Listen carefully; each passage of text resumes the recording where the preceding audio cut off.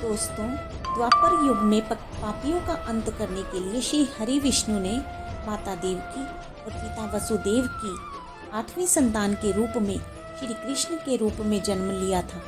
जहां उनके हाथों अनेकों दानवों और पापियों के वध की कथाएं हमने सुनी हैं, परंतु आज की कथा कुछ ऐसी है जो किसी दानव की नहीं बल्कि एक ऐसे अहंकारी मनुष्य के अंत की है जो खुद को ही भगवान वसुदेव कृष्ण समझता था। पौराणिक कथाओं के अनुसार पौंड्र नगरी का राजा पौंड्रक हुआ करता था।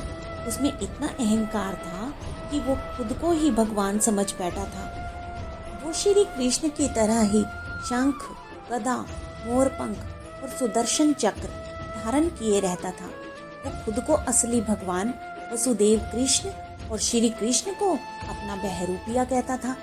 यदि उसके राज्य का कोई भी प्राणी उसके अतिरिक्त भगवान की पूजा या यज्ञ आदि करता तो वो उन्हें कठोर दंड देता था। पौंड्रक के काका श्री भी भगवान श्री कृष्ण के अनन्य भक्त थे, इसलिए पौंड्रक ने उन्हें पागल घोषित कर राजभवन से निष्कासित कर दिया था। तभी एक सैनिक आया और पौंड्रक से बोला कि हम इस पापी को पकड़कर आपके सामने ले आए हैं, अब आप ही इसे दंड दीजिए। तब पौंड्रक ने जब अपने काका श्री को देखा तो वो बोला, काका श्री आप? और काका श्री ने कहा, हाँ मैं हूँ।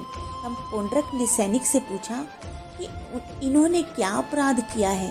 तब सैनिक बोला, महाराज हमने इन्हें खुद कृष्ण की पूजा या अर्चना करते हुए देखा है। तब पौंड्रक बोला, काका श्री क्या आपको पता नहीं कि संसार में आपके भतीजे पौंड्रक के अतिरिक्त और कोई भी भगवान नहीं है? अगर आपको पूजा करनी ही है तो मेरी कीजिए, मेरी कीर्ति को इस जगत में फैलाइए और बताइए सबको कि यदि इस संसार में कोई भगवान है तो वो वसुदेव पौंड्रक है। और ये कहकर पौंड्रक जोर जोर से हंसने लगता है। तब काका श्री बोले, अरे मूर्ख, तूने अपना मानसिक संतुलन खो दिया है, तू खुद को ही भगवान समझने लगा। अत्याचारी, तूने न जाने कितने ही भोले भाले मनुष्यों को बिना कारण मृत्यु के घाट उतार दिया। अरे मूर्ख, अभी भी वक्त है, जा भगवान कृष्ण की शरण में चला जा। एक वही हैं जो तेरे पापों से तुझे मुक्त करा सकते हैं। तब पौंड्रक बोला, बस कर बुढ़े, तू भगवान वसुदेव पौंड्रक को बुरा भला कह रहा है। तेरा इतना दुस्साहस, तुझ जैसे दुष्ट प्राणी को यदि मैंने जीवित छोड़ दिया तो मनुष्यों के भीतर से मेरा भय ही समाप्त हो जाएगा। जैसे ही पौंड्रक अपने काका श्री को मारने के लिए उन पर प्रहार करता है, तभी काका श्री अपने हाथों को जोड़कर श्री कृष्ण के ध्यान में लीन हो जाते हैं और पौंड्रक जो भी प्रहार अपने काका श्री पर करता उसका प्रभाव उसके भाई रणबीर पर पड़ता है। वो बहुत बार अपने काका श्री पर प्रहार करता है, परंतु हर बार उसके प्रहार का असर उसके भाई पर होता है। कुछ ही क्षणों में उसका भाई अचेत हो जाता है और सभी ऐसा देखकर भयभीत हो जाते हैं। जब पौंड्रक ने देखा मार का असर मेरे भाई पर हो रहा है तो वो बोला, ये कैसी माया है? सैनिकों, इससे पहले ये कोई और माया दिखाए, इसे कारागार में बंद कर दो। तब काका श्री बोले, मान जा पौंड्रक, अभी भी वक्त है, जा श्री कृष्ण की शरण में चला जा। तूने अपने पापों के घड़े को भर दिया है, जिस घड़ी ये फूटेगा उस क्षण तेरा भी सर्वनाश हो जाएगा। कहने को तो तू दुष्ट पौंड्रक अपने आप को भगवान कहता था, परंतु उसके सभी काम असुर से कम नहीं थे। उसने अपने सैनिकों को स्त्रियों का हरण करने की आज्ञा देकर अधर्म की हर सीमा को लांघ दिया था। श्री कृष्ण उसके इस कुकर्म को देखकर अत्यंत क्रोधित हुए। माँ रुक्मिणी भी उसके इस व्यवहार को देखकर बहुत क्रोधित हुई, बल्कि उनके मन में स्त्रियों के प्रति जो चिंता थी वो उन्होंने श्री कृष्ण को कह सुनाई।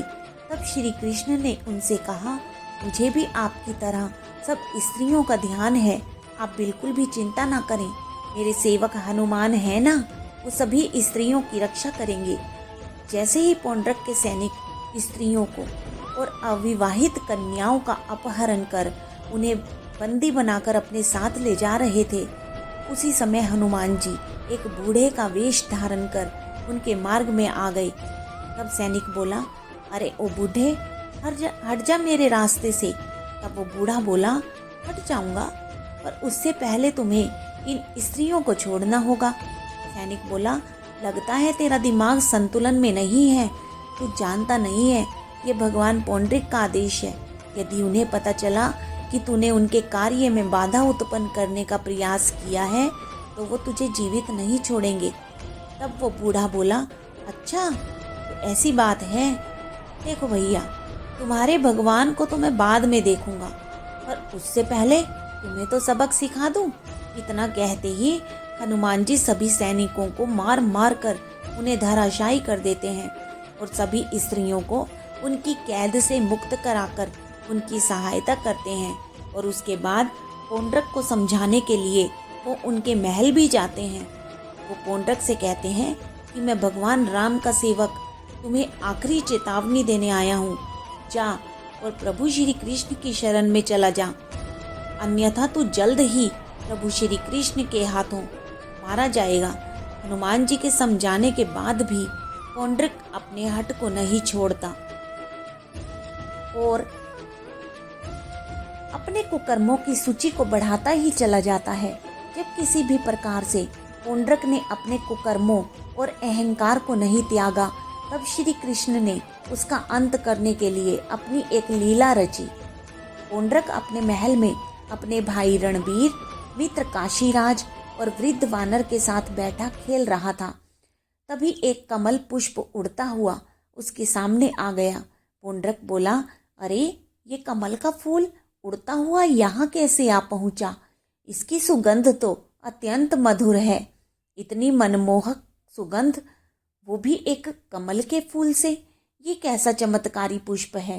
तभी पौंड्रक की पत्नी वहां आती है। जब वो पुष्प को हाथ में लेती है तो कहती है, कितनी मधुर सुगंध है स्वामी, ये कमल तो हमारे सरोवर में होने चाहिए। तब पौंड्रक बोला, आपने ठीक कहा महारानी, परंतु इतने सुगंधित कमल के पुष्प आखिर होंगे कहाँ?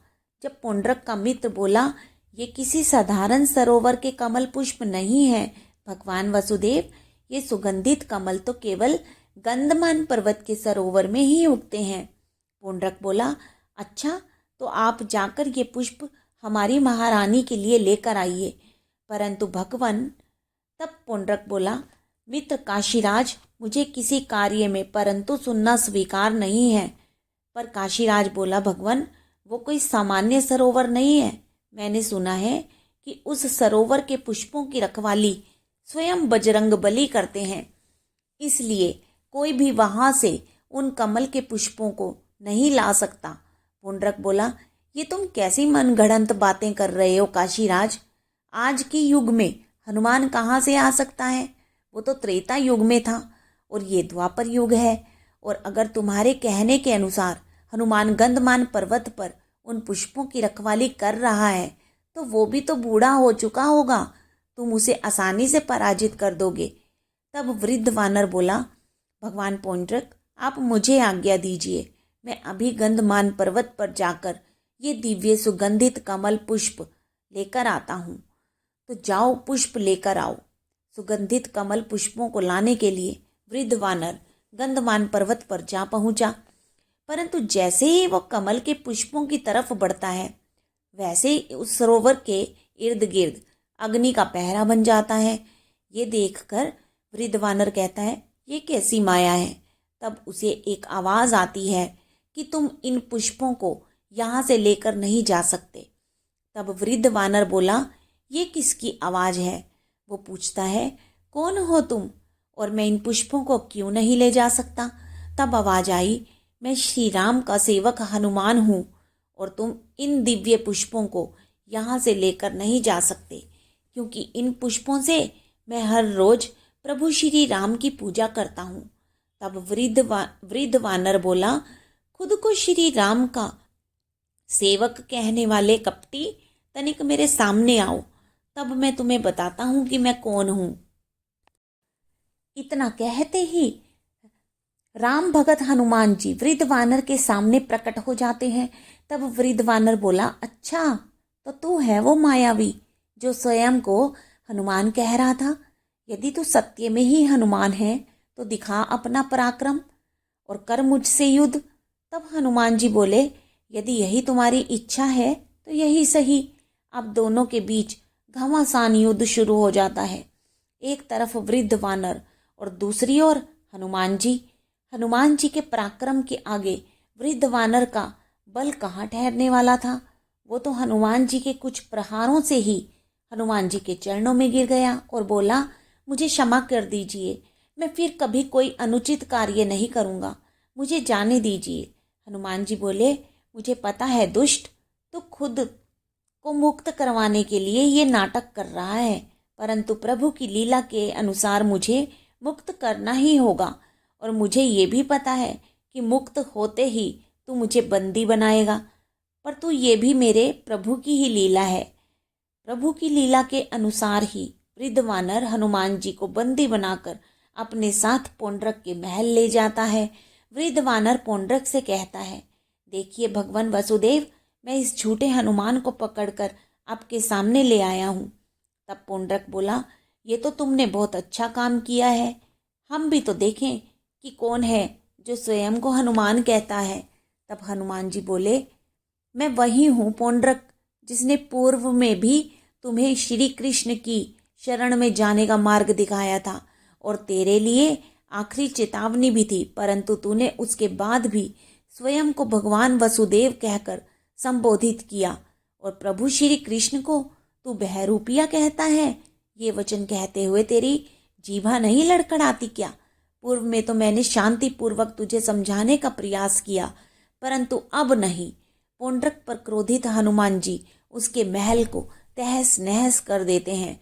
पौंड्रक ये सब देखकर क्रोध से भर जाता है और वृद्ध वानर को द्वारिका नगरी को ध्वस्त करने का आदेश देता है। द्वारिका नगरी पहुंचकर वृद्ध वानर सभी मनुष्यों को किस प्रकार भयभीत करता है और उसके पश्चात किस प्रकार पौंड्रक का सामना श्री कृष्ण से होता है, अगली कहानी में सुनेंगे। तब तक के लिए जय श्री कृष्ण, जय श्री राधे।